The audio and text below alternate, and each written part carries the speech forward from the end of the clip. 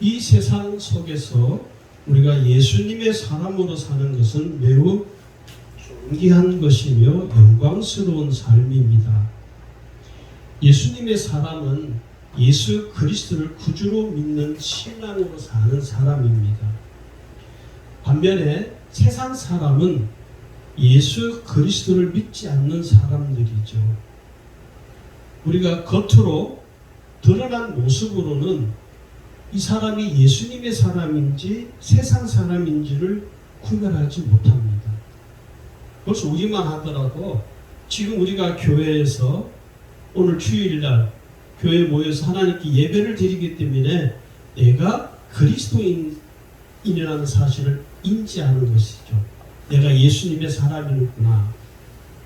그러나 예배를 마치고 우리가 세상 속으로 들어가면 내가 예수의 사람인지 세상 사람인지를 나 자신도 본인 스스로도 구별을 못합니다. 이처럼 예수님의 사람인지 세상 사람인지는요, 겉으로는 알 수 없습니다. 그 속 사람을 보아야 이 사람이 예수님의 사람인지 세상 사람인지를 알 수 있는 것이죠. 그래서 예수님의 사람을 한 문장으로 좀 요약을 하면 저는 이렇게 요약을 하고 싶습니다. 예수님의 사람은 어떤 사람이냐면 예수님에 의한 삶, 예수님과 함께하는 삶, 예수님을 위한 삶을 사는 사람. 이 사람이 바로 예수님의 사람입니다. 내 모든 삶이 예수님과 관계되어지는 것이죠. 그리고 나의 모든 삶을 통해서 예수님을 위한 삶을 사는 사람이고 예수님의 사람이라고 말할 수 있습니다. 좀 더 구체적으로 이걸 좀 풀어서 설명을 하자면 예수님의 사람은 어떤 사람을 의미하느냐. 첫 번째는요, 예수님을 구주로 믿고 마음에 영접한 사람입니다. 오늘 이 첫 번째 예수님을 구주로 믿고 마음에 영접한 사람이 예수님의 사람이다. 그러면 우리는 여러분 한번 생각할 내가 예수님의 사람이구나. 좀 더 말씀을 잘 들어보셔야 됩니다. 예수님의 사람은요, 예수님을 구주로 마음에 믿고 영접함으로 죄에서 구원받은 사람입니다. 그래서 내 심령 속에 예수님을 구주로 영접하는 것입니다. 예수님이 내 삶의 구주가 되셔서 나의 삶을 이끌어 가시는 거예요. 그래서 항상 나의 삶의 고백이 뭐냐면 예수는 내 구주, 내 하나님이십니다. 예수님은 나의 구주, 나의 하나님이십니다라고 내가 분명하게 고백하는 겁니다.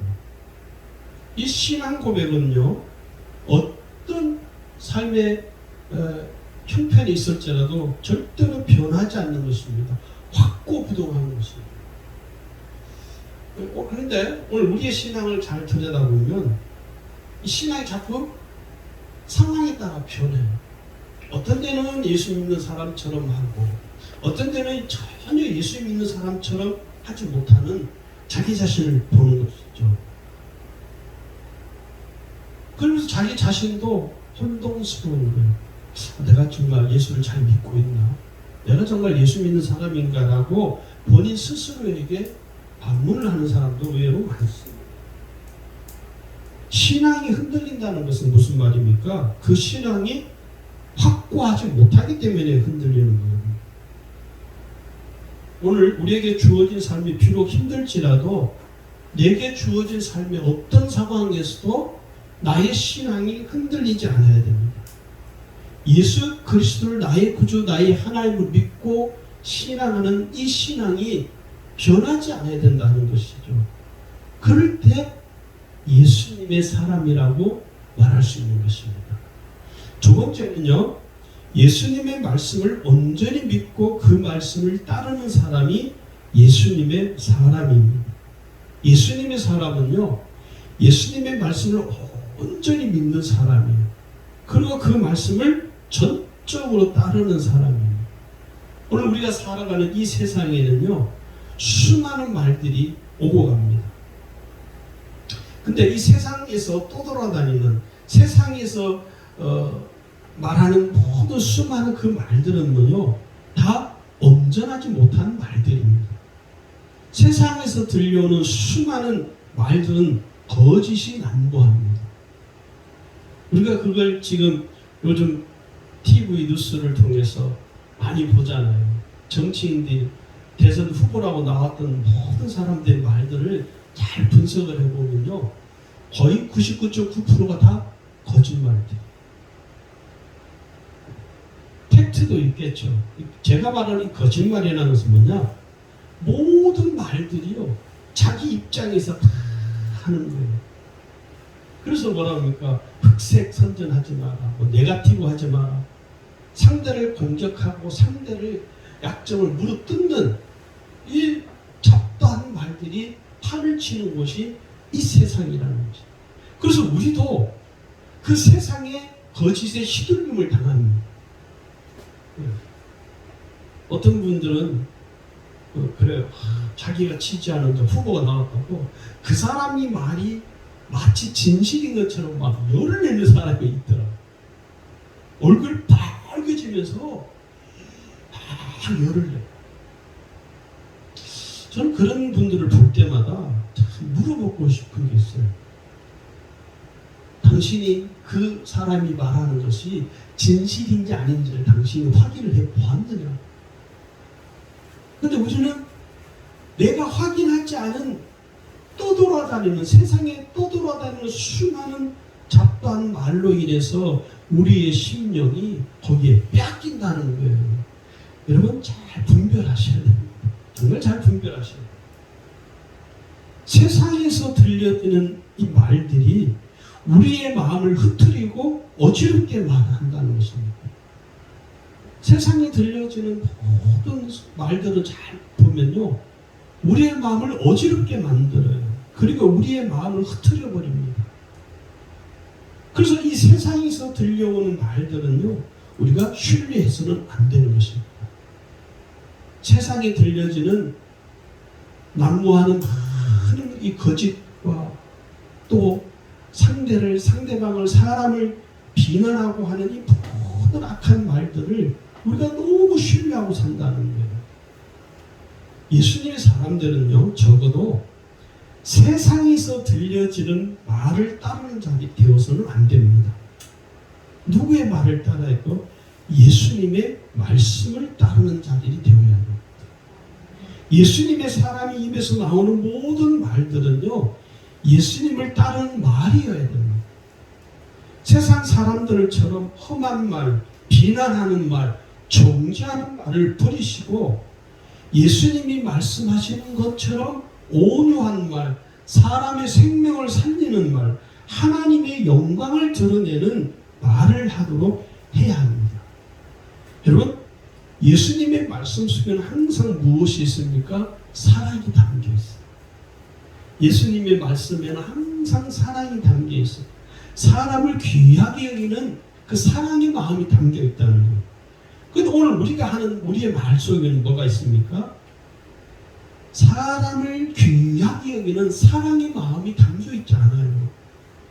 그러나 예수님의 사람은요, 그 예수님의 마음을 지난 시간에도 말씀드렸고 수요일 예배 때도 말씀을 드렸지만 수요 예배 때도 예수님의 마음을 가져요. 지난 주일에도 그랬잖아요.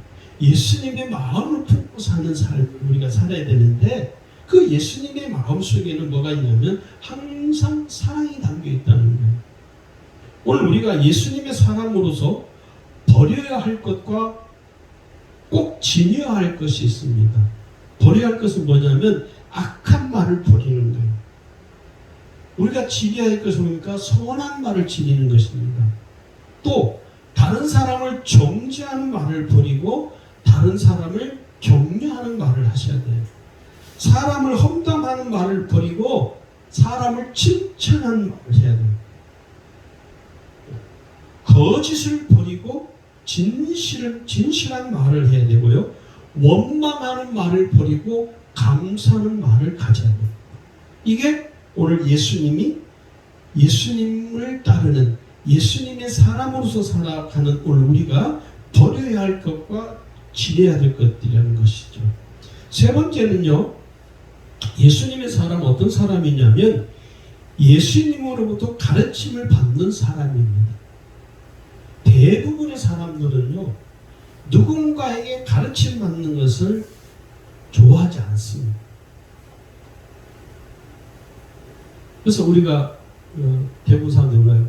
내가 학교 다닐 때, 학생 때나 내가 배우는 것이지, 뭐 내가 지금 나이가 몇 살인데, 내가 지금 나이가 몇인데, 또 배워야 되느냐고. 그러니까 우리는요, 배우는 것을, 가르침 받는 것을 좋아하지 않아요. 이게 오늘 우리의 문제이기도 합니다. 우리가 신앙생활을 하잖아요. 오늘 성도들이 신앙의 가르침을 받는 것을 싫어합니다. 노골적으로 대놓고 목사님 저 가르치지 마세요. 저를 가르치려고 하지 마세요. 이렇게는 말은 하지 않지만 대부분 성도들이 목회자의 영적 지도를 가르침 받는 것을 싫어합니다. 마음에 불편해요. 그러니까 오늘 목사들도 하도 성도들이 지금 이게 그런 추세가 지금 교회 안에 흘러가고 있어요. 한국 교회 안에 성도들이 목회자로부터 영적인 가르침을 받지 않는 이 좋지 않은 그 신앙의 흐름이 흘러가고 있어요. 우리 한국 교회 안에. 이게 전체적인 한국 교회의 흐름입니다. 그래서 언제든지 가르침 받는 것이 싫거나 그러면요, 어떻게 해요? 교회를 떠나버립니다. 이게 참 안타까운 것이죠. 어떤 할머니가요, 실제로 TV에 방영이 된 적이 있어요. 평생을 자식들을 다 키우고 다 결혼을 시키고 나니까 이 할머니가 허전한 거예요. 당신의 삶을 뒤돌아보니까 한글 기억자도 모르는 거예요. 근데 평생 그렇게 사셨어요. 이분이 한글을 배우지 않아도 살아가는 데는 지장은 없지만 이 할머니의 마음속에 엇거리는 뭐냐면 내가 한글을 배우고 싶다. 그래서 이분이 한글 학교에 입학을 해서 한글을 배우기 시작해요. 한글을 배우고 나니까 너무 재밌는 거예요. 글을 읽기 시작하니까 세상이 달라 보이는 거예요. 이 할머니가 목표가 하나 생겼어요. 그래서 이분이 국민학교, 중학교, 고등학교, 검정고시를 1년 안에 다 끝내버려요. 국민학교, 중학교, 고등학교, 검정고시 다 끝내고 나니까 자기 자신이 너무 뿌듯한 거예요. 그래서 이분이 목표가 또 하나 생겨요. 무슨 목표냐? 대학을 가야겠다. 내가 꼭 대학교를 가야겠다. 이분이 대학을 들어가요. 대학교 수능 시험을 치고 대학에 합격을 해서 대학교를 다녀요. 그리고 이분이 졸업을 했어요. 그리고 그 할머니가 인간극장인가 거기에 방영이 되셨어요. 제가 그걸 보면서 그 할머니한테 물어봐요. 왜 할머니 한글 몰라도 사는데 지금까지 살면서 아무 지장 없이 사셨는데 왜 이렇게 대학교까지 하셨냐? 아예 처음에는 한글 배우는 것이 내가 한글만 배우면 정말 좋겠다라는 평생 동안 살면서 이 엉어리가 있었다. 그런데 한글을 다 배우고 나니까 글을 안다는 것이 얼마나 기쁜 것인지 그러면서 이 할머니가 자기도 학교를 가야겠다. 그렇게 시작한 것이 대학교를 졸업해서 그런 TV도 나오고 배우는 것이 얼마나 중요한가.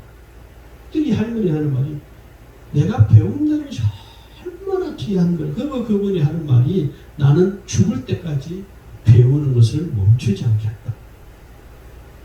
오늘 저는 그 할머니의 스토리를 보면서 오늘 우리의 신앙에도 똑같습니다. 대부분 성도들이 신앙의 가르침 받는 것을 싫어하고 불편하게 여기죠. 그런데 여러분 아셔야 될 게 내가 예수님의 사람으로서 온전한 신앙생활을 하시려면요, 신앙의 가르침을 받아야 돼요. 할렐루야. 가르침을 받으셔야 돼요. 내 삶에 문제가 생겼을 때 신앙생활 하는 중에 우리가 항상 좋은 일만 있는 것이 아니라 어떤 문제가 발생을 했을 때 그 문제를 신앙으로 이겨내야 되는데 신앙으로 이겨내지 못한다는 거예요. 여러분, 예수님의 제자들은요, 예수님으로부터 직접 가르침을 받았잖아요. 예수님으로부터 가르침을 받은 그 사람, 그 제자들도 어려운 일을 당하죠. 예수님 십자가 죽으시고 정말 예수님이 바람과 함께 그냥 사라지듯이 예수님이 십자가 죽으시고 이 세상에 안 계십니다. 그런데 여러분, 잘 보면 그 제자들은요, 3년 6개월 동안 예수님으로 직접 가르침을 받았습니다. 그 가르침이 헛된 것이 아니었다는 거예요. 사도행전에 가면요, 제자들이요, 정말 어떻게 그 사도행전 이전의 그 제자들의 모습이 아닌 거예요. 완전히 새 사람으로 신앙으로 똘똘 무장되잖아요. 그 원동력이 뭐냐면 예수님으로부터 가르침 받는 것을 게을리하지 않았다는 것입니다. 오늘 우리에게도 똑같습니다. 우리도 죽을 때까지 가르침 받는 것을 게을리하지 않아야 됩니다. 그런데요, 교만한 사람들은요, 가르침 받는 것을 거부하죠. 그리고 싫어합니다. 그런데 여러분, 겸손한 사람들은 어떤 사람이냐? 가르침을 받는 것을 즐거워하는 사람들. 자기 자신이 부족하고 내가 연약한 것을 알기 때문에 가르침 받는 것을 기뻐해요. 우리가 흔히 하는 말 중에 그런 말이 있죠. 사람은 죽을 때까지 배워요. 저는 이 말이 전적으로 공감합니다. 우리는 죽을 때까지, 우리가 주님 앞에 갈 때까지 우리가 배우는 일에 우리 자신이 전심전력을 해야 됩니다. 네 번째는 예수님의 사람은요, 어떤 사람이냐면 예수님을 내 인생의 주인으로 영접한 사람입니다. 인생에는요, 그 인생을 주도적으로 이끌어가는 주인이 있다고 그래요.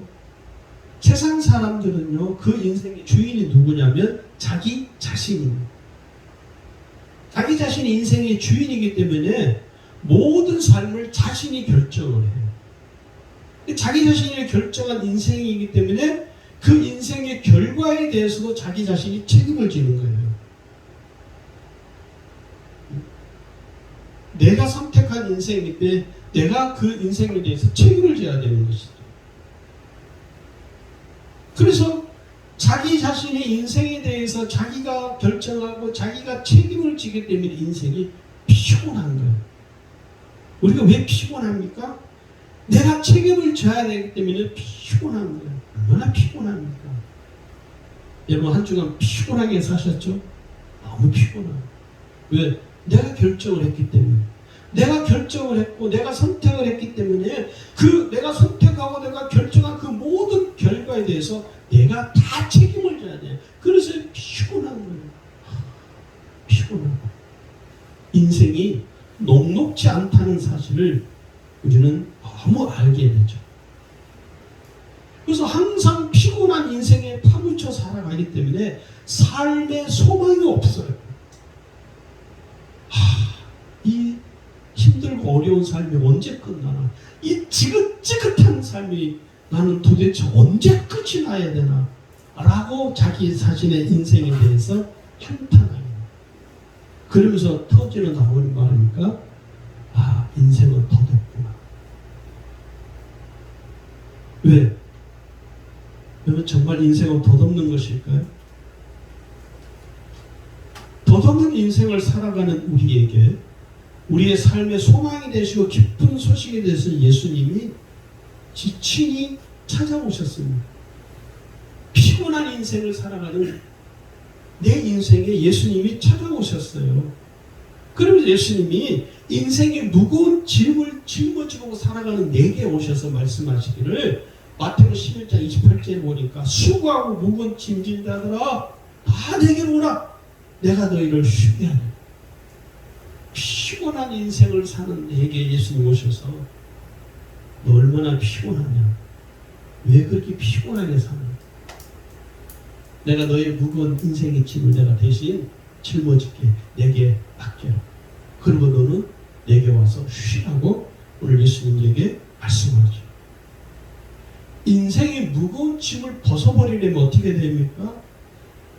나의 구주이신 예수 그리스도를 내 인생의 주인으로 영접해야 됩니다.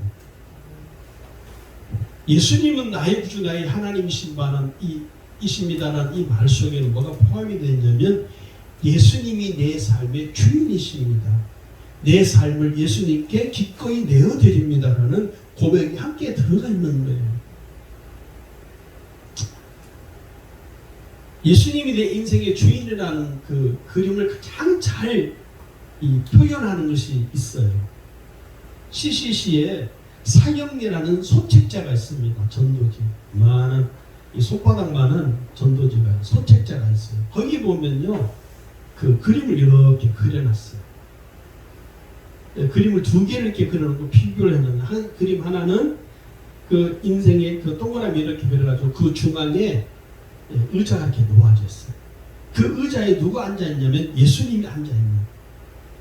근데 이쪽에 있는 그림 하나는 그 중앙에 의자가 있는데 그 의자에 누가 앉아 있냐면 내가 앉아 있는. 이거 무엇을 말하냐면 이 그림은 내가 내 인생의 주인인 사람과 내 인생의 주인이 예수님인 사람과 이렇게 대비를 해놨습니다. 오늘 예수님이 내 인생의 주인이 되시는 사람은요, 내 모든 삶을 예수님께 드린 거예요. 그래서 내 모든 삶을 예수님이 결정하시도록, 예수님이 이끌어 가시도록, 예수님이 선택하시도록, 예수님이 결정하시니 예수님이 내 인생에 대해서 예수님이 책임을 져 주시는 거예요. 그러니 예수님께 내 모든 삶을 맡긴 사람, 예수님이 내 삶의 주인이 되시는 사람은요, 인생이 피곤하지 않은 거예요. 피곤할 일이 없죠. 왜? 내가 결정하고 내가 선택하고 내가 책임을 지지 않기 때문에 예수님이 내 모든 삶을 다 책임져 주시는 거예요. 어떻게 보면 그래요? 그럼 내가 하는 게 뭡니까? 내가 하는 거 없어요. 단지 내가 하는 건 뭡니까? 예수님을 따르는 거예요. 그래서 예수님을 따르는 거예요. 예수님을 따라가는 거예요. 예수님이 결정하시고 예수님이 선택하게 하시고 예수님이 내 삶에 대해서 예수님이 책임을 져 주시기 때문에 내가 피곤할 일이 없죠. 예수님이 선택했고 예수님이 결정했기 때문에 그 결과도 예수님이 책임을 져 주시기 때문에 내가 그 삶에 대해서 애달복달할 이유가 없다는 거예요. 내 인생에는 운전수가 있어요.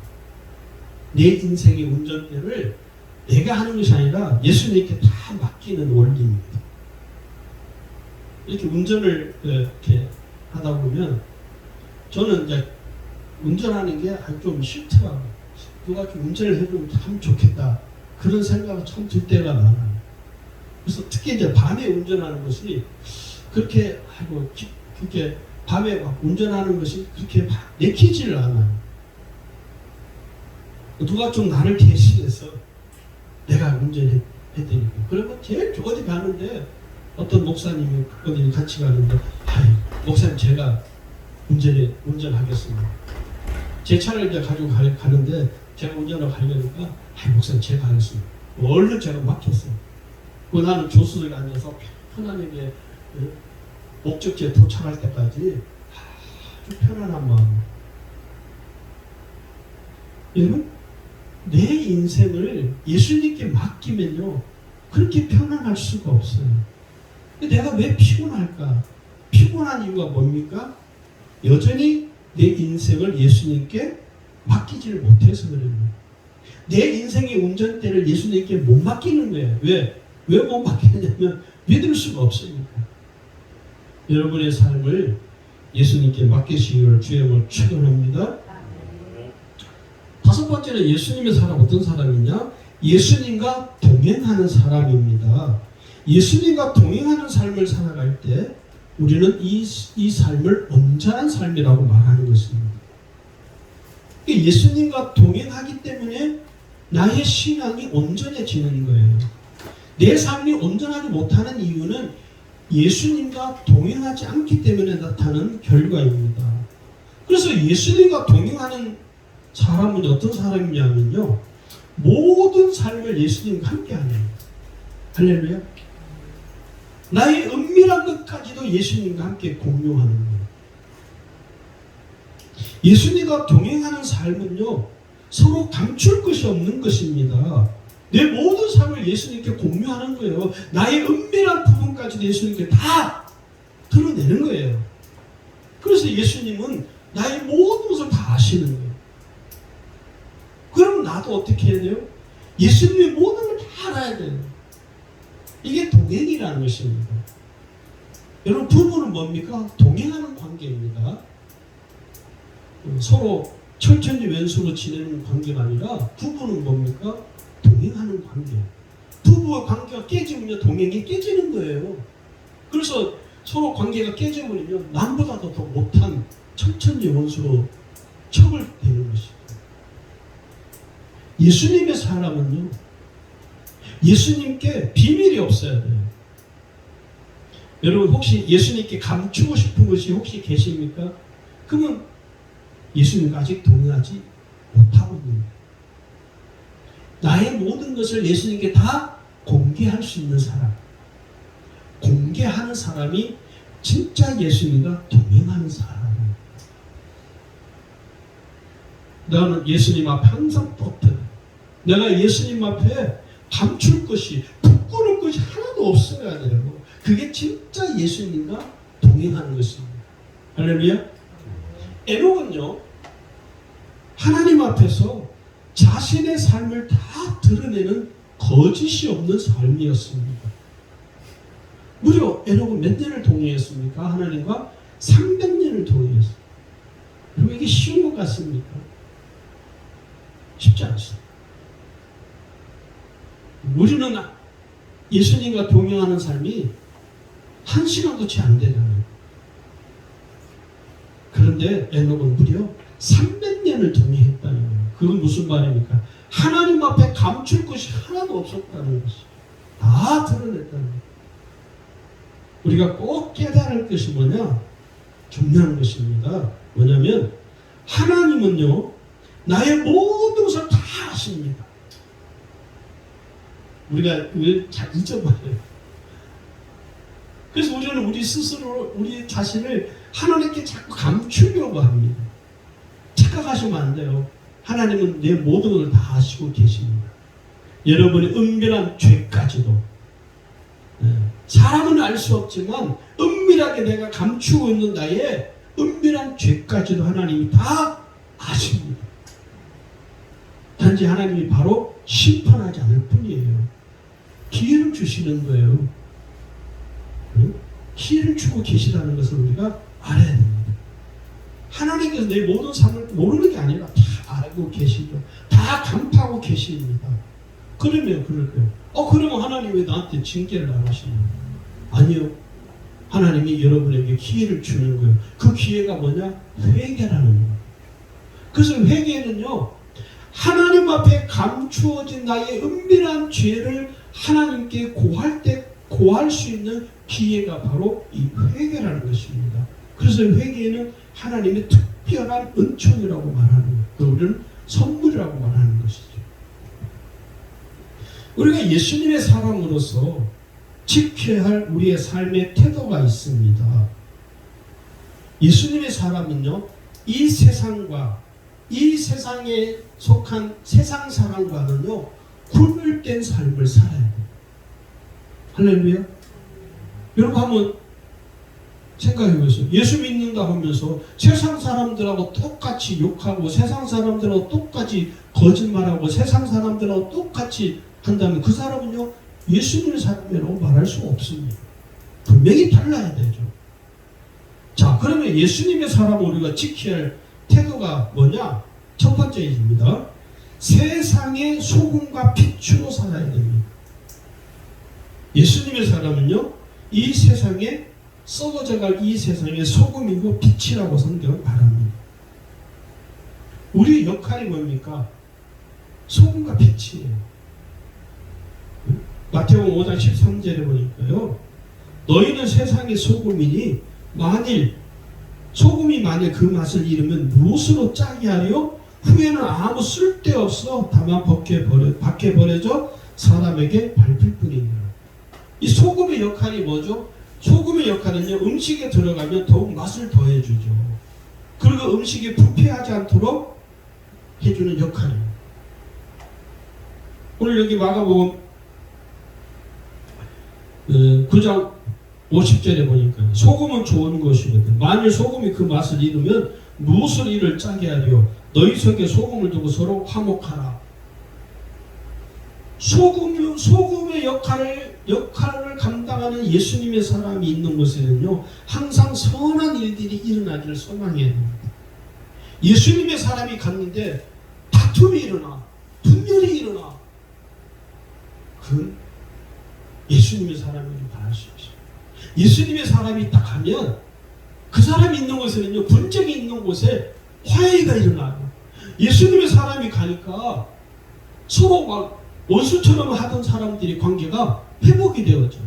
그게 뭡니까? 소금의 역할이라는.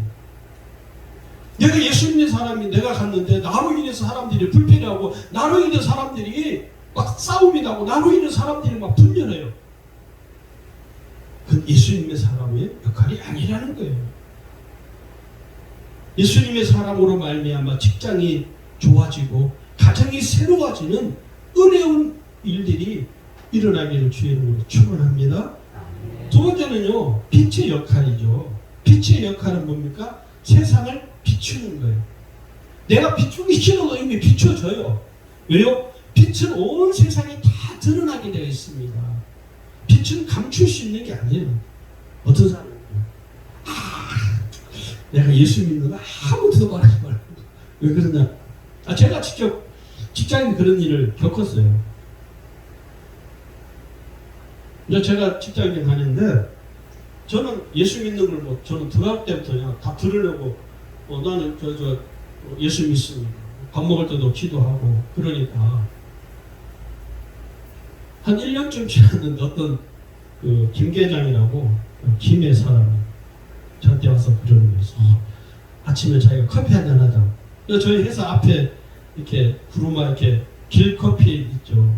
믹스 커피 이렇게 담아주고 거기서 커피를 한잔 자기가 사면서 그 사실은 이야기하는데 자기가 김해 어느 교회에 다닌대요. 부인이 집사님이시라는 거예요. 그래서 자기가 집에 가서 자기 부인한테 우리 회사에 한 사람이 아주 예수를 믿는데 이야기했더니 그러냐고. 그럼 당신도 그분하고 좀 교제를 해서 하라고. 그 이야기를 하더라고요. 그래서 김 계장님 예수 좀 잘 믿어봐. 나한테 뭐라고 하셔서 내가 교회 다니는 것서 다른 사람들한테 절대 말하지 말라고 신신당부를 하는 거예요. 왜냐면 그 사람 맨 회식할 때 보면 맨 술 이만큼 떡이 되거든요. 이게 자기도 부끄러운 거예요. 자기가 교회 다닌다는 사실을 드러내고 싶지 않은 거예요. 근데 여러분 아셔야 돼요. 내가 예수를 믿는 순간, 내가 예수님을 믿는 그 순간 나는 이 세상에 다 밝게 드러나는 거예요. 왜? 빛이기 때문에. 할렐루야. 빛이기 때문에 내가 감춘다고 감춰지는 게 아니에요. 저는 그런 걸 많이 경험을 했어요. 어디 갔는데 어떤 분이 와서 아는 척을 하는 거예요. 나는 처음 보는 분인데 누구시냐고. 목사님 제가 아무개 어느 교회 아무개 권사입니다. 저를 어떻게 하신 거예요? 목사님 어느 교회에서 집회할 때 그때 은혜 받았다고. 제가 그 한 번만 그렇게 하니까 여러 번 그런 일을 많이 경험을 했어요. 그래서 내가 이 목사라는 것이 얼마나 감사한지.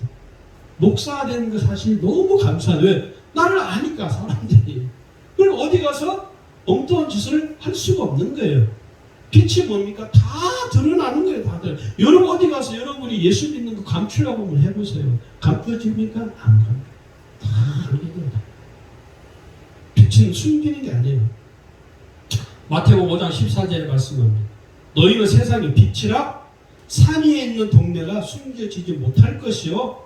15절에 사람이 등불을 켜서 발 안에 두지 아니하고 등경 위에 두나니 이러므로 집안 모든 사람에게 비치는 다 드러난다는 거예요. 세상에 다 드러나요.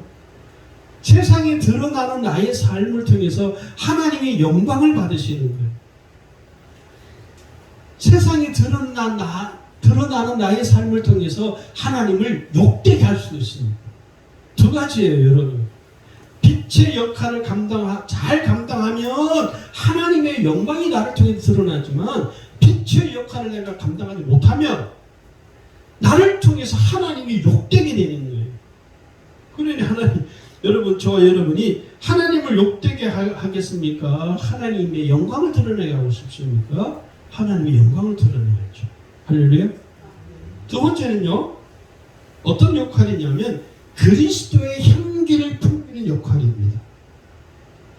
고린도후서 2장 15절을 보세요. 거기 이렇게 기록하죠.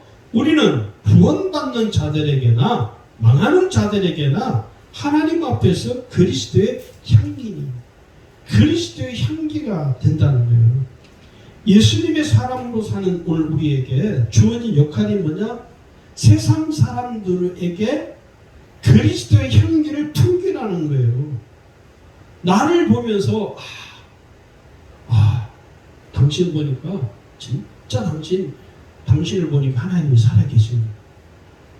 여러분 혹시 여러분이 아는 지인들 말고 여러분이 전혀 모르는 사람인데 예수 안 믿는 사람이 와가지고 당신 보니까 하나님 살아계신가? 혹시 그런 말 들어본 적이 있으세요?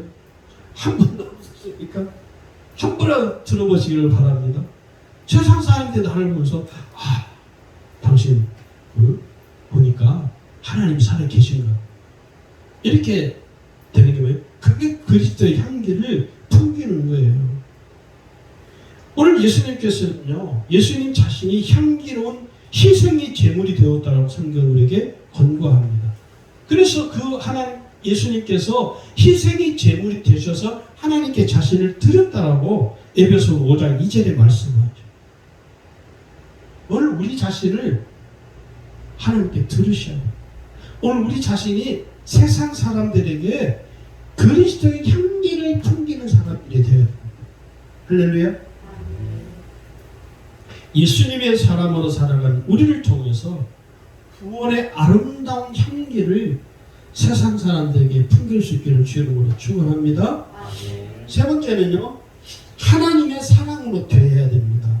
예수님의 사람은요, 하나님의 사랑을 경험하고 체험한 사람들이잖아요. 먼저 체험한 것이죠. 그래서 하나님의 사랑을 경험한 우리가 먼저 하나님의 사랑을 알지 못하는 세상 사람들에게 이 크신 하나님의 사랑을 나누어 주는 거예요. 그래서 예수님이 우리에게 주신 계명이 뭡니까? 내 이웃을 내 몸처럼 사랑하는 거예요. 그러면 그럴까요? 어떻게 이웃을 어떻게 사랑해요? 성경 뭐라고요? 우리 어떤 의지나 우리 어떤 노력으로 사랑하라는 것이 아니라 하나님이 나를 사랑하신 그 사랑으로 이웃을 사랑하라는 거예요. 우리가 모든 사람들을 대할 때 사랑으로 대해야 됩니다. 우리가 사람을 대할 때 하나님의 사랑으로 대해야 된다는 것이에요. 세상 사람들을 사랑으로 대하는 것이 여러분 결코 쉽습니까? 쉽지 않습니다. 쉽지 않습니다. 그런데 오늘 우리가 알아야 될 게 뭐냐? 우리가 사람을 대할 때 우리 자신을 보면 저 사람 정말 예수 믿는 사람인가 의아하게 생각될 때가 있어요. 저는 제가 청년 때 일했던 그 직장에 사장이 크리스찬이었어요. 저 같은 교회는 아니지만 정말 얼마나 악하게 하는지 저는 그걸 너무 보면서 그리고 자기가 예수 믿는 사람이라는 것은 그 회사 안에서 그렇게 자랑을 해요. 근데 그 직원, 저를 비롯한 모든 직원들이 그렇게 싫어했어요. 어떻게 저렇게, 아니 예수 믿는 사람들은 다 저렇게 악하구나, 저렇게 못됐구나.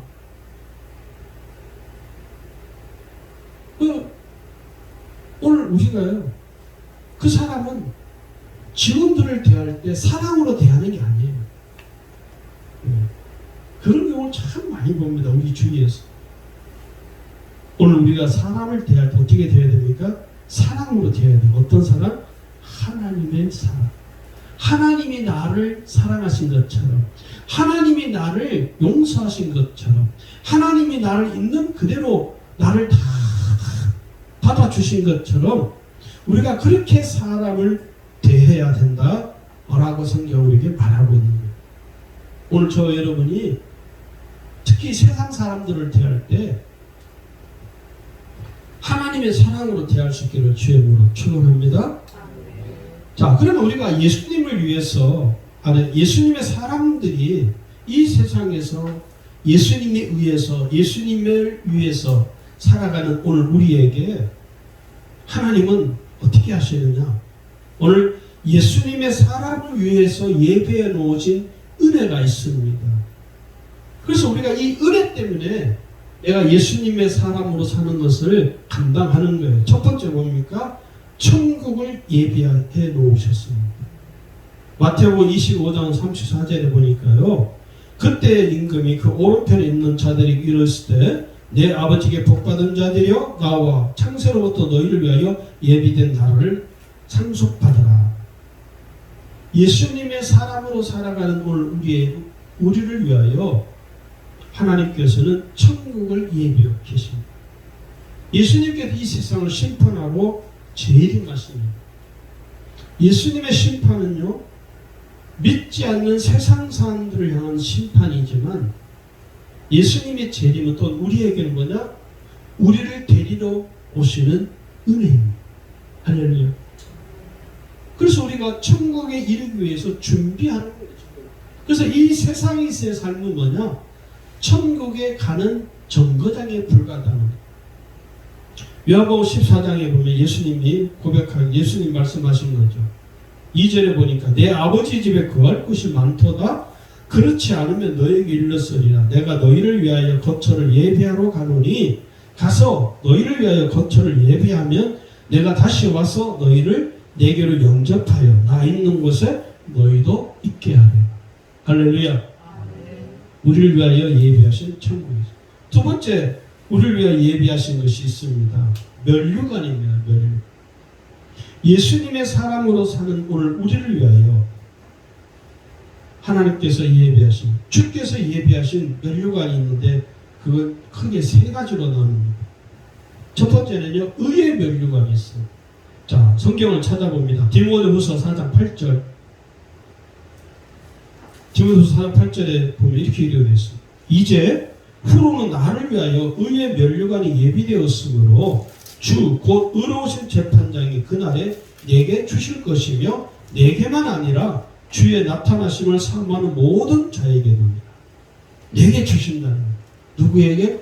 예수님의 사람으로 믿음을 끝까지 지킨 내게 주님이 의의 면류관으로 은혜를 베풀어 주시는 거예요. 두 번째는 생명의 면류관이 있습니다. 야고보서 1장 12절이죠.